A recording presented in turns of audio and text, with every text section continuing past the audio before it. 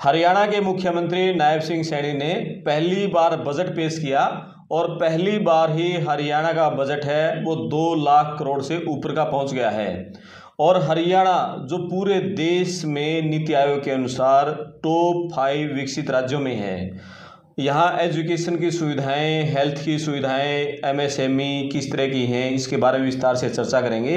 इस बजट में सरकार ने इन मुख्य मुद्दों पर, मुख्य विभागों पर, शिक्षा पर, खेल पर, उद्योगों पर क्या कुछ बजट रखा है, किसानी के लिए क्या कुछ रखा है।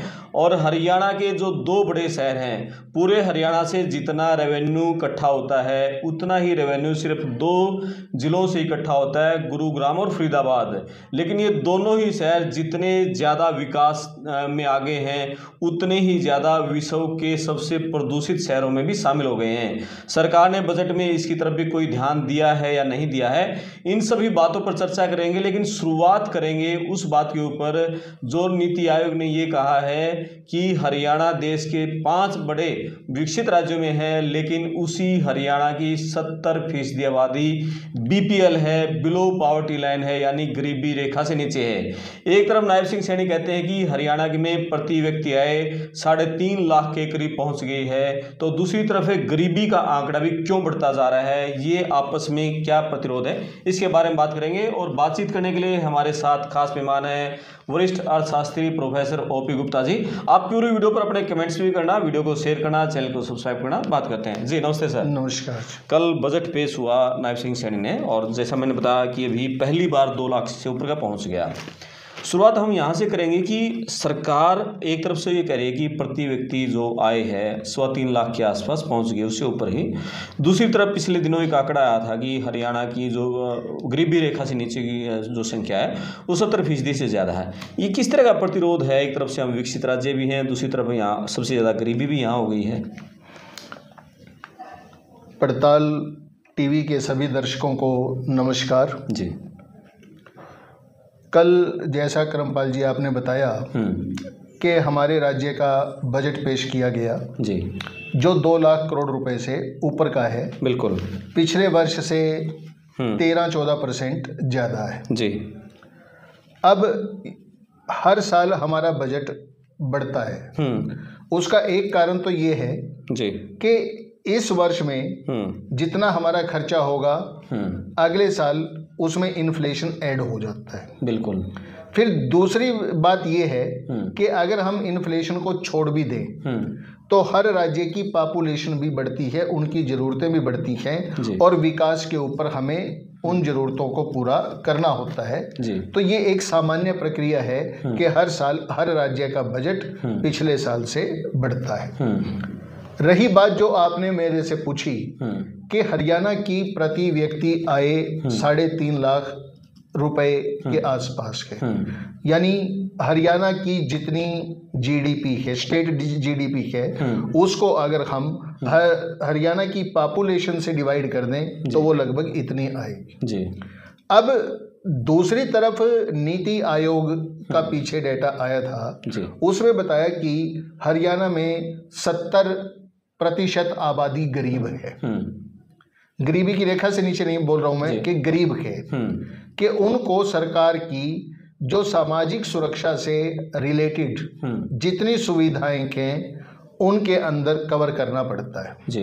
ये अपने आप में एक बहुत बड़ा पैराडॉक्स है। इसके 2 कारण हो सकते हैं जी। एक कारण तो ये हो सकता है कि लोग एक्चुअल में गरीब हों, लेकिन हरियाणा में ऐसा नहीं है। एक्चुअल में गरीब नहीं, गरीबी है लेकिन इस स्तर के नहीं कि भाई हम ये कहें कि हरियाणा की 70% आबादी गरीब है। दूसरा कारण क्या हो सकता है? दूसरा कारण स्पष्ट रूप से मैं बता देता हूं कि राजनीतिक है, कि हम लोगों को गरीब दिखाया जाता है ताकि हमारे राजनीतिक हित पूरे हो सकें जी। उनको कुछ लाभ देकर वोट लेने का प्रयास किया जाता है, जिसमें सारे दल शामिल हैं और सभी राज्यों में शामिल हैं जी। जबकि वास्तविकता इसके बिल्कुल अलग है जी। अगर हम इसी को आधार मान लें कि 70% आबादी आपकी गरीब है और फिर भी इस राज्य की प्रति व्यक्ति आय 3.5 लाख से ऊपर है, तो आप ये मान के चलिए कि यहाँ पर आर्थिक असमानता बहुत ज्यादा है। बिल्कुल, या गरीब है या अमीर है। हाँ, या तो लोगों के पास बहुत ज्यादा पैसा है या लोगों के पास कुछ भी नहीं है। बिल्कुल। तो ये आर्थिक असमानता जितनी ज्यादा होगी उतना ही समाज के लिए खतरा होगा। जी, तो क्या आपको लगता है कि जो बजट है नायब सैनी ने पेश किया है, जो गरीब तबका है उसकी लाइफ को, उसके जीवन स्तर को, आर्थिक स्तर को ऊपर उठाया जाए, कोई बजट में उन्होंने कोई ऐसा काम किया? देखो, बजट में प्रावधान किए गए हैं और हर सरकार करती है सामाजिक सुरक्षा को लेकर, लोगों के रोजगार को लेकर, लेकिन जहां तक जीवन स्तर के उठने की बात है, जब तक लोगों के पास क्रय शक्ति नहीं आएगी, हम किसी को भीख देकर उसका जीवन स्तर नहीं उठा सकते। उसकी आधारभूत आवश्यकताओं को तो पूरा कर सकते हैं थोड़े समय के लिए, लेकिन जीवन स्तर में बहुत सारी चीजें आ जाती हैं और जीवन स्तर को तो तभी उठेगा जब आदमी काम करेगा, करने के लिए काम होगा और उसकी कमाई होगी।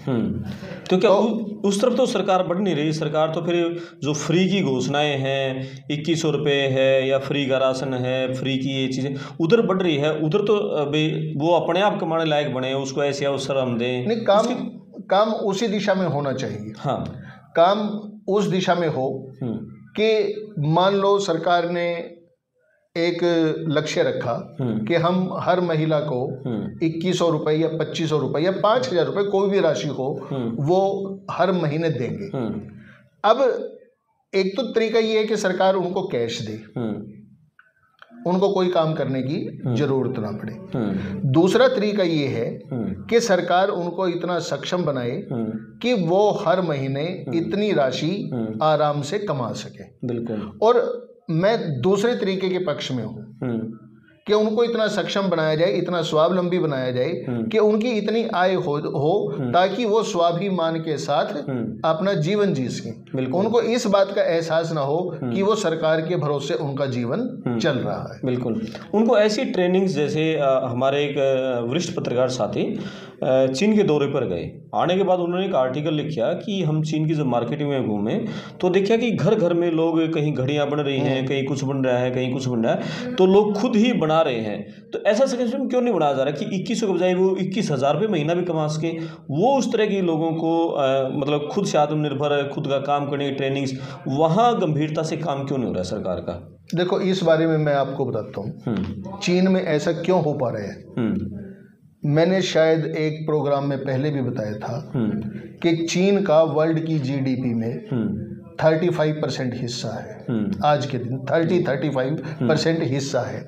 इसका मतलब क्या हुआ कि वर्ल्ड में जितना भी सामान एक्सपोर्ट हो रहा है, अब आपको एक आंकड़ा देता हूं मैं, हिंदुस्तान से $400 बिलियन का सामान एक्सपोर्ट होता है और चाइना से $3600 बिलियन का सामान एक्सपोर्ट होता है, यानी हमसे 9 गुना ज्यादा। बिल्कुल। इसका मतलब क्या है कि प्रोडक्शन हमसे ज्यादा होगी जी। और जब ज्यादा प्रोडक्शन होगी, लार्ज स्केल पे होगी, तो उसकी कॉस्ट ऑफ प्रोडक्शन भी कम आ जाएगी और वो इंटरनेशनल मार्केट में कम दाम पर अपना सामान बेच पाएगा। बिल्कुल। और जब लार्ज स्केल प्रोडक्शन होगी तो हम ज्यादा लोगों को रोजगार देने के में भी कामयाब होंगे जी। तो हमें एक ऐसा इंफ्रास्ट्रक्चर तैयार करना पड़ेगा कि क्वालिटी के प्रोडक्ट कॉम्पिटिटिव कॉस्ट के ऊपर हम अपने देश में प्रोड्यूस कर सके, ना केवल प्रोड्यूस कर सके बल्कि उनकी इंटरनेशनल लेवल पर मार्केटिंग भी कर सके, ताकि हमारा निर्यात बढ़े।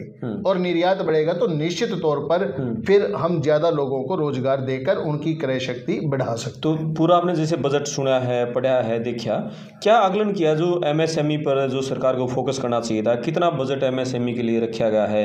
कितने इस तरह की बातें सरकार ने कही हैं कि लोगों को स्वरोजगार के लिए आगे प्रोत्साहित करें? अभी तो देखिए, सरकार ने महिलाओं के सशक्तिकरण के लिए जो डेयरी व्यवसाय में है उनके लिए कहा है कि भाई जो छोटे उद्यमी हैं उन अगर वो 1 लाख रुपए तक लोन लेते हैं तो उसका ब्याज या उसके ऊपर जो भी उनको कोई पेनल्टी लगी हुई है उसको सरकार देगी, वो माफ़ कर देगी जी। लेकिन मैं ये मानता हूँ कि 1 लाख रुपए तक का जो लोन होगा डेयरी में, अगर आप एक गाय भी रखते हो, एक भैंस भी रखते हो, तो भी शायद ना आ पाए, मुश्किल आएगी, मुश्किल है। तो वो किस तरह से उसको वायबल बना पाएंगे, आर्थिक रूप से किस प्रकार से उसको सफल हो पाएंगे, ये बहुत बड़ा बिल्कुल कारण है। इसमें ऐसा हो सकता था कि गवर्नमेंट एक सेल्फ हेल्प ग्रुप बना देती महिलाओं का, और उस सेल्फ हेल्प ग्रुप को डेयरिंग के लिए 20 लाख 25 लाख इस तरह से लोन देती, और उसकी रिस्पॉन्सिबिलिटी खुद करती, मॉनिटर करती और उनको ट्रेनिंग देती, तब थोड़ा सा उनकी इनकम में परिवर्तन आने की संभावना हो सकती थी। वैसे गवर्नमेंट ने एक अच्छा कदम उठाया है कि IMT बनाने की घोषणाएं की है, 1800 करोड़ रुपए MSME के ऊपर खर्च करने की बात की है। लेकिन क्योंकि ये वार्षिक योजना होती है बजट, अब IMT अगर हम नए बनाना चाहें तो 1 साल में नहीं बनेगा जी। इसलिए रोज मतलब काम शुरू हो जाएगा, कुछ लोगों को रोजगार तो मिलेगा, लेकिन उसका जो इफेक्ट है वो हो सकता है आपके 4-5 साल के बाद आए, क्योंकि पहले IMT बनाएंगे, बेसिक इंफ्रास्ट्रक्चर बनाएंगे, उसके बाद इंडस्ट्रीज आएंगी, वो किस प्रकार की इंडस्ट्रीज आएंगी, किस प्रकार की रहेंगी, इस चीज़ के ऊपर डिपेंड करेगा जी। ठीक है, एक बहुत बड़ा मुद्दा है, पूरी उम्र आप भी शिक्षा से जुड़े रहे हैं। शिक्षा का बजट 22,000 करोड़ रुपए का है।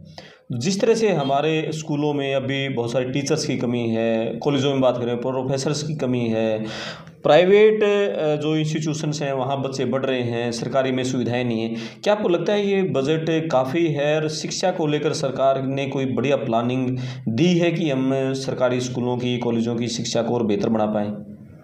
देखिए, अभी जैसे आपने कहा कि 22,000 करोड़ रुपए का बजट, वो 22,000 करोड़ रुपए का बजट अकेली शिक्षा का नहीं है, शिक्षा और खेल दो डिपार्टमेंट का है। और क्योंकि हमारे स्टेट के खिलाड़ी जो हैं वो अंतर्राष्ट्रीय स्तर पर उनका प्रदर्शन काफ़ी अच्छा रहा है, इसलिए उनको सुविधाएं मिलनी ही चाहिए। उनकी इनाम राशि में भी कुछ बढ़ोतरी की घोषणा की है, जो कि एक स्वागत योग्य कदम है। रही बात के शिक्षा की, अब एक बात मुख्यमंत्री जी ने कही कि हम साइंस और मैथ में ओलंपियाड में बच्चों की ज़्यादा प्रतिभागिता करवाना चाहते हैं, और ये देखने में आया है कि जो गवर्नमेंट स्कूल के, सरकारी स्कूलों के बच्चे हैं वो उसमें उतना अच्छा नहीं कर पा रहे। यहाँ मैं एक टीस भी है मुझे इस बात की कि भाई सरकारी स्कूलों में इतने योग्य अध्यापक होते हुए भी वो बच्चे वहां तक क्यों नहीं पहुंच पा रहे, उसके कारणों की हमें खोज करनी चाहिए, ढूंढना चाहिए। पिछले कुछ वर्षों से सरकार ने कुछ ऐसी पॉलिसीज चलाई या नीतियां बनाई जिनमें थोड़े से भी अच्छे बच्चे थे, थोड़े से भी सक्षम बच्चे थे, वो सरकारी स्कूलों से निकलकर प्राइवेट स्कूलों में चले गए, क्योंकि उनकी फीस भी सरकार भर रही है प्राइवेट स्कूलों में। चिराग योजना थी, चिरायु योजना थी, इस तरह से और भी सुपर 100 इस तरह की योजनाएं जो चलाई हुई हैं। अब जब अच्छे बच्चे जो कंपटीशन फेस कर सकते हैं, जो सक्षम हैं उस प्रतियोगिता में भाग लेने के, जब वो सरकारी स्कूलों में रहेंगे ही नहीं तो टीचर कैसे आगे उनको बढ़ाएंगे। और दूसरी बात मैं ये भी कहना चाहूँगा कि शिक्षा क्षेत्र में जितने भी स्कूल हैं, जितने भी कॉलेज हैं, आप उसमें लगे हुए जो टीचर्स हैं उनको केवल और केवल शैक्षणिक कार्यों में रखें। सारा दिन उनको नॉन एकेडमिक वर्क में लगा के, मतलब लोगों की परसेप्शन ये बना हुआ है कि सरकारी स्कूलों में तो टीचर जो है वो दूसरे कामों में लगे रहते हैं, हमारे बच्चों को पढ़ाते ही नहीं। ये जो नकारात्मकता का माहौल बना हुआ है, इसमें आमूल चूल परिवर्तन लाने की आवश्यकता है। जब वो शिक्षा के ऊपर ध्यान देंगे तो निश्चित रूप से आपके सरकारी स्कूलों से भी जो बच्चे निकलेंगे वो भी अच्छा प्रदर्शन कर पाएंगे। बिल्कुल, आपने सही कहा कि आजकल हम चाहे कॉलेज की बात कर लें, चाहे हम स्कूल की बात कर लें, सरकारी टीचर्स क्या काम कर रहे हैं। कहीं कोई मिड डे मील के चक्कर काट रहा है, उसका हिसाब किताब देख रहा है, कहीं कोई वोट में उसकी ड्यूटी है, वोट नहीं बनवानी है, कटवानी है, कहीं और कहीं उसकी जो आपका परिवार पहचान पत्र है, उसकी जो इनकम है वो वेरीफाई करवानी है। तो सारे काम टीचर से ले रहे हैं, उसका काम बच्चों को पढ़ाना है, ये दूसरे काम करना नहीं है। नहीं, मैंने कहा ना कि जितने भी आपके गैर शैक्षणिक जी कार्य हैं, आप बहुत हैं, इंटर्न्स को लगा के लोगों को थोड़ी आर्थिक मदद भी मिलेगी जी। अब क्यों, मतलब मैं ये मानता हूँ शिक्षा और स्वास्थ्य इसके साथ तो कोई खिलवाड़ किसी स्तर पर होना ही नहीं चाहिए। बिल्कुल, मेरा स्पष्ट मानना, और इन्हीं के साथ ज्यादा हो रहा है। बस ये हमारा दुर्भाग्य है, ये दुर्भाग्य है हमारा, ये हमारा दुर्भाग्य तो है। यानी कि टीचरों से सिर्फ पढ़ाई का काम लिया जाए, पढ़ाई का काम लो तो वो प्राइवेट से ज़्यादा अच्छा रिजल्ट दे सकते हैं। निश्चित रूप से दे सकते हैं जी। क्योंकि सरकारी स्कूलों में जो टीचर्स की मिनिमम क्वालिफिकेशन है वो तो पूरी करेंगे ही करेंगे। बिल्कुल बिल्कुल, तभी तो वो सरकारी लगे हैं, वो एक क्वालिफिकेशन उन्होंने कंप्लीट की है। हेल्थ की बात करें सर, हेल्थ पे बजट बहुत कम रखा गया है, सारा 10,000 करोड़ के आसपास है, उसमें हेल्थ भी आ गया, हेल्थ एजुकेशन, उसमें सारी चीज़ें आ गई। क्या लगता है कि जिस तरह से हमारे डॉक्टरों की इतनी कमी है, कहीं पूरे हरियाणा के सरकारी अस्पतालों में चले जाएँ, अल्ट्रासाउंड कहीं नहीं हो रहा है, एक्सरे की मशीनें मैक्सिमम जगह बंद पड़ी हैं, MRI है, MRI के लिए जींद की लोग कहीं वहाँ जा रहे हैं, आपका हिसार जा रहे हैं, कत्थल के लोग करनाल में जा रहे हैं, दूसरे जिलों के तीसरे जिले में जा रहे हैं, रेवाड़ी के आदमी और कहीं जा रहे हैं। सरकारी अस्पतालों में MRI नहीं है, 10,000 करोड़ का बजट है, एक्सरे मशीन नहीं है, अल्ट्रासाउंड नहीं हो रहे हैं। तो क्या प्रायोरिटी लगे आपने कि ये स्वास्थ्य सेवाओं को सुधारना भी प्राथमिकता में है? मैं आपको एक आंकड़ा देता हूँ और वो आंकड़ा पूरे इंडिया का आंकड़ा है। वो आंकड़ा ये है कि हमारे इंडिया का कुल स्वास्थ्य का जितना बजट है, प्राइवेट हॉस्पिटल्स का प्रॉफिट उससे 6 गुना ज़्यादा है। पूरे देश का जो हेल्थ का बजट है और प्राइवेट हॉस्पिटल का प्रॉफिट उससे 6 गुना ज़्यादा है। ओह, तो ये कहीं ना कहीं मुझे ऐसा लगता है कि जो प्राइवेट सेक्टर है, या फार्मा लॉबी बोल देता हूं मैं इसको, वो फार्मा लॉबी कहीं ना कहीं सरकारी क्षेत्र में, शायद मेरा अपना अंदाजा है, हो सकता है मैं गलत भी हूं, कि इंटरफियर करती है। बिल्कुल, इसीलिए जो छोटी छोटी सुविधाएं हैं वो छोटी छोटी सुविधाएं आपके जिला स्तर के हॉस्पिटल्स के अंदर भी नहीं है। बिल्कुल। तो इसके लिए काम किया जा सकता है, थोड़ी पॉलिसीज चेंज करने की जरूरत है। जैसे मैं आपको एक एग्जांपल देता हूँ, हरियाणा में डॉक्टर्स को, जब हमें पता है डॉक्टर्स की कमी है, इलाज के लिए लोग भटकते हैं, और सरकार ने पॉलिसी बना रखी है कि नॉन प्रैक्टिस अलाउंस देती है डॉक्टर्स को, कि भाई आप प्रैक्टिस नहीं करोगे, उसके बदले में आपको अलाउंस देती है। भाई जब डॉक्टर्स की कमी है, गवर्नमेंट को उनको प्रैक्टिस अलाउड कर देनी चाहिए।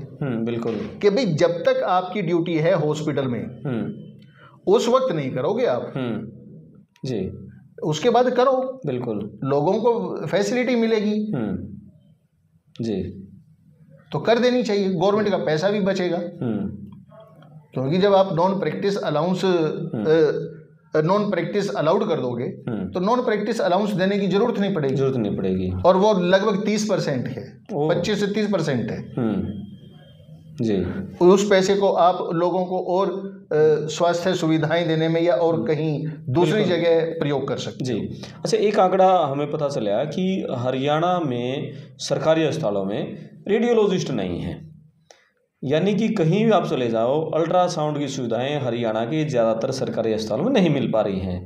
एक MRI होता है, एक मशीन है, उसकी 2, 3, 4, 5 करोड़ की होगी, 10,000 करोड़ का बजट है। आपकी MRI की मशीनें सरकार के पास नहीं है, वो भी प्राइवेट कहीं कहीं टाई अप से लगाई हुई हैं। तो ये मतलब क्यों नहीं सरकार इस तरह की चीज़ों पर गंभीरता से काम कर रही? देखो, ये हो सकता है, मेरे पास एग्जैक्ट डेटा नहीं है कि कितने रेडियोलॉजिस्ट हैं कितने नहीं। मान लो रेडियोलॉजिस्ट नहीं है, नेशनल लेवल पे ये अवेलेबल नहीं है, मैं ये मान के चलता हूँ। आप हरियाणा की बात कर रहे हो, मान लो नेशनल लेवल पे नहीं है, तो ये तो गवर्नमेंट को पॉलिसीज चेंज करनी चाहिए कि आपके जो मेडिकल में PG लेवल की सीट्स हैं वो रेडियोलॉजी की और पैथोलॉजी की बढ़ा दें। अब नहीं तो 2-3 साल के बाद कम से कम हमें वो पर्सन्स तो मिलने शुरू हो जाएंगे। बिल्कुल।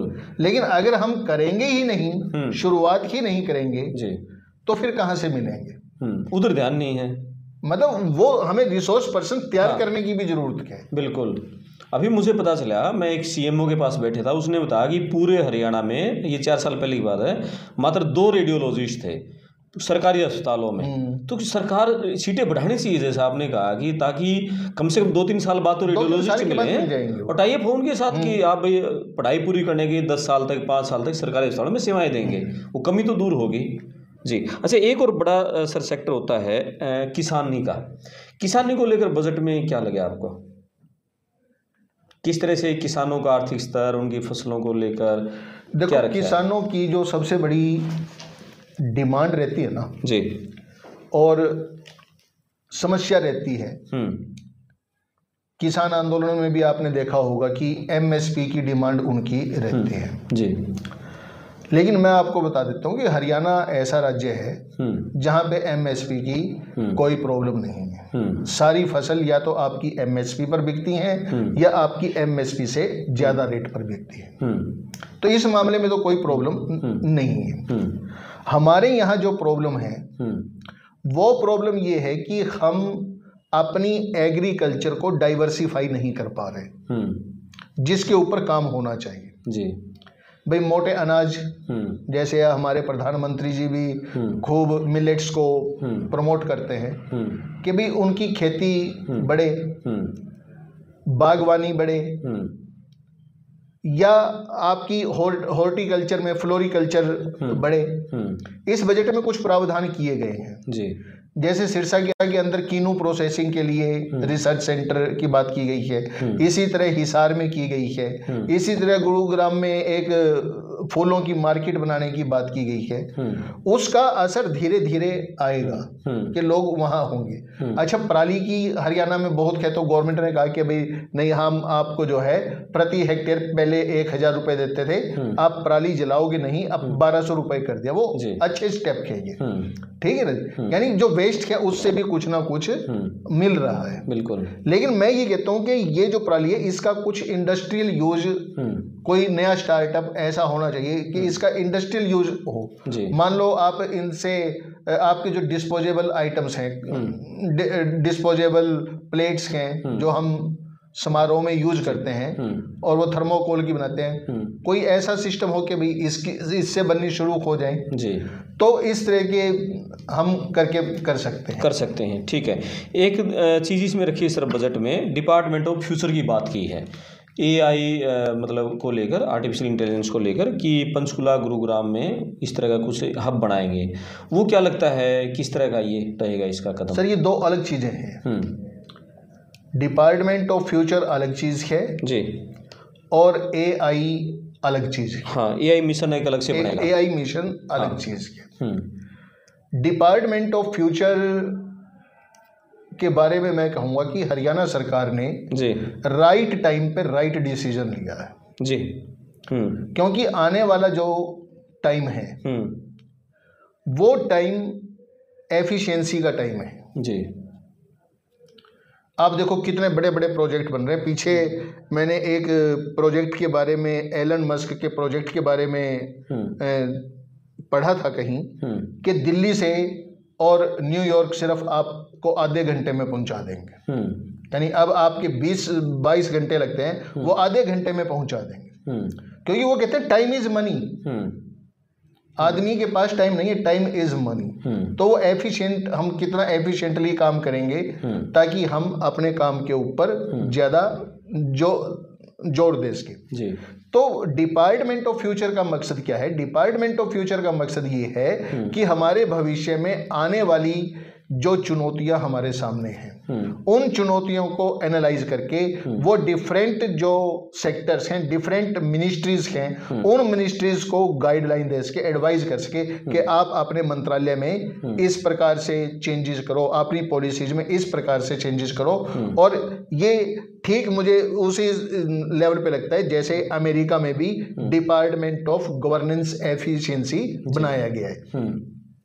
तो ये एक अच्छी पहल है, मैं इसको अच्छी पहल। और एआई मिशन को लेकर, एआई मिशन समय की जरूरत है जी, समय की जरूरत है कि आज के टाइम में युवकों को जी, अगर हम आर्टिफिशियल इंटेलिजेंस की तरफ ध्यान नहीं दिया जी, या हम इसके भागीदार नहीं बने तो ओवरऑल हमारी बहुत सारी नौकरियां खत्म होती जाएंगी। बिल्कुल।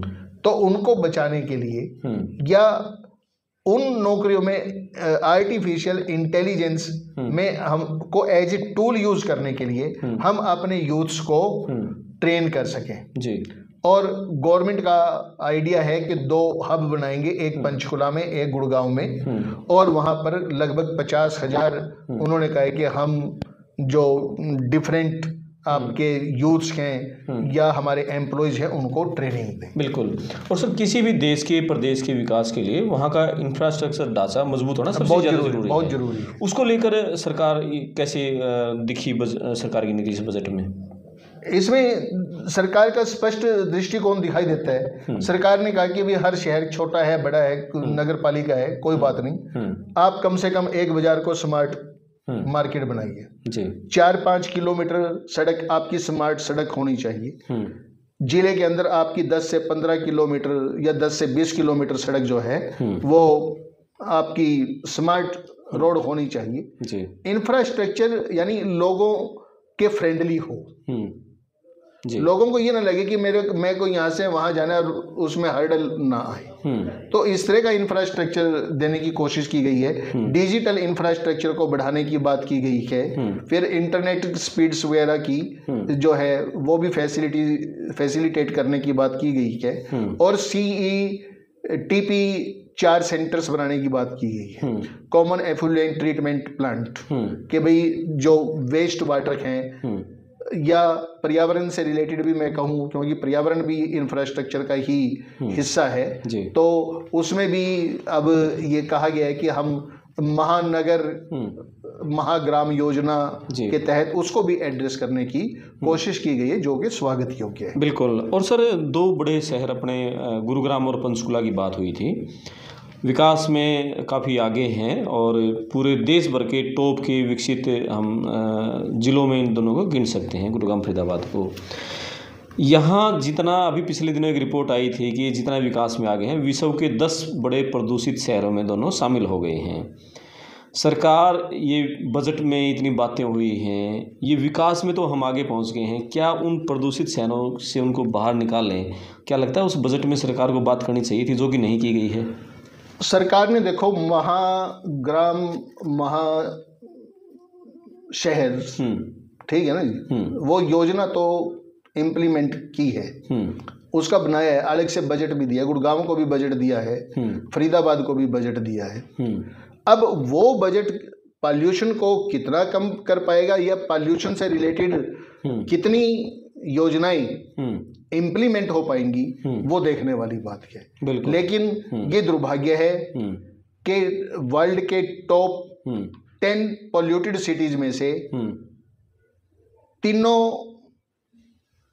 संयुक्त शहर हैं। बिल्कुल।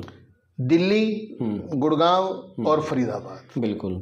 ज़मीनों की कीमत आसमान छू हैं। 2-2 लाख करोड़ रुपए एक गज ज़मीन है वहाँ, 1-1 लाख करोड़ रुपए। अटालिकाएँ बन रही हैं 35-35 मंजिला, आप कंक्रीट के जंगल कह सकते हैं। और उसी शहर में रहने की जो सांस लेने लायक हवा नहीं है।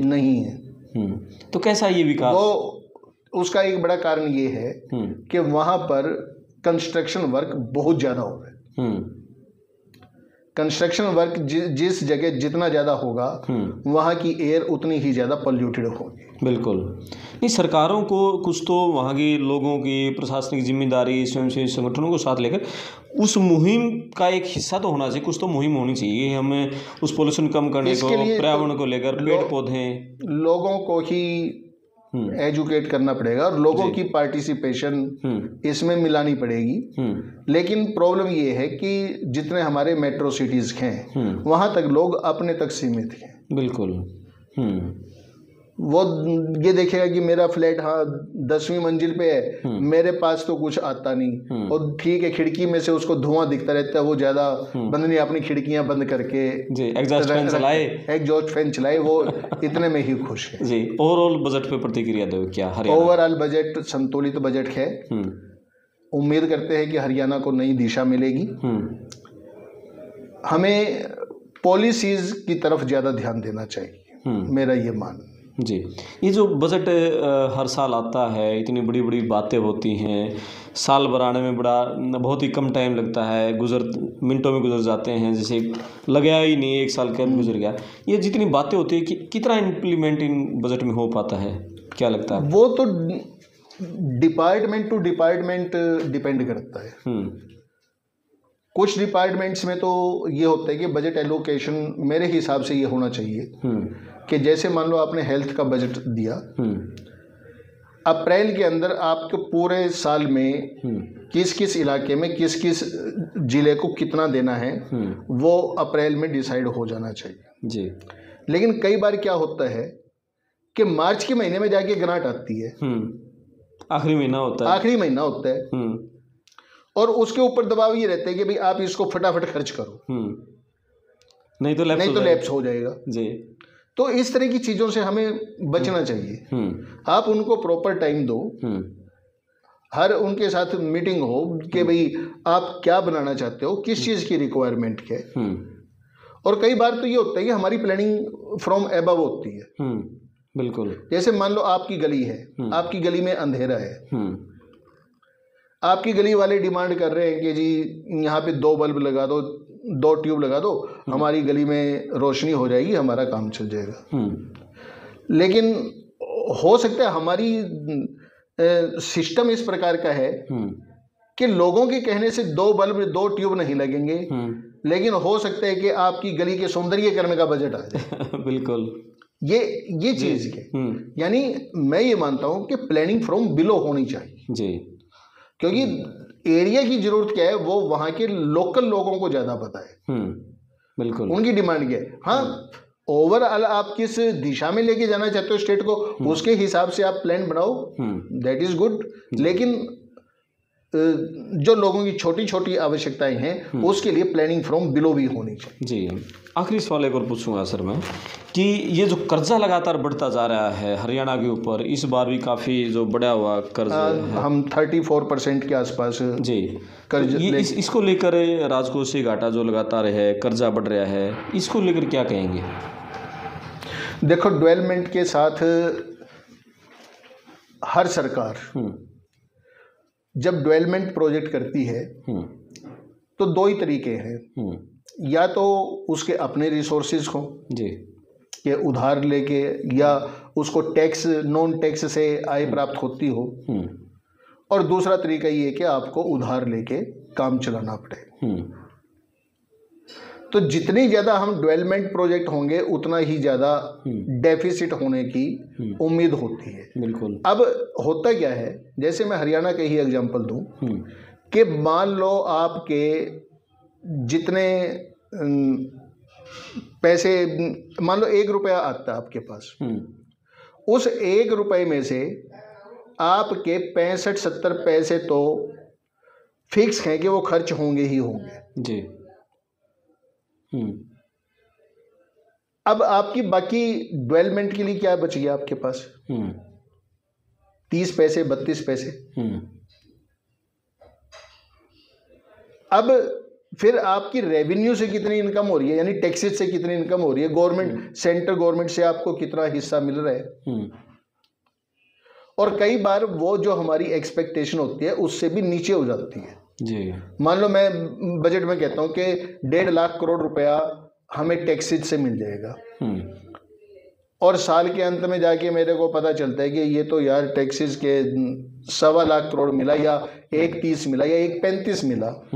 वो 15,000 करोड़ रुपया जो कम मिला, वो रेवेन्यू कम हो गया ना। तो उस रेवेन्यू को आप कहाँ से पूरा करोगे? प्रोजेक्ट तो आपने शुरू कर ली, तो उधार लेना ही पड़ेगा। बिल्कुल। और उधार का सबसे बड़ा क्या है कि सिर्फ उधार ही नहीं चुकाना होता, उधार के ऊपर हमें इंटरेस्ट भी देना पड़ता है जी। तो वो भी एक बिल्कुल बढ़ता रहता है, बहुत बड़ी राशि हो जाती है वो भी। आप भी हरियाणा के बजट पर अपने कमेंट्स करें, वीडियो को शेयर करें, चैनल सब्सक्राइब करें। मैं आपका दोस्त करमपाल। धन्यवाद सर। धन्यवाद। Thank you. नमस्कार।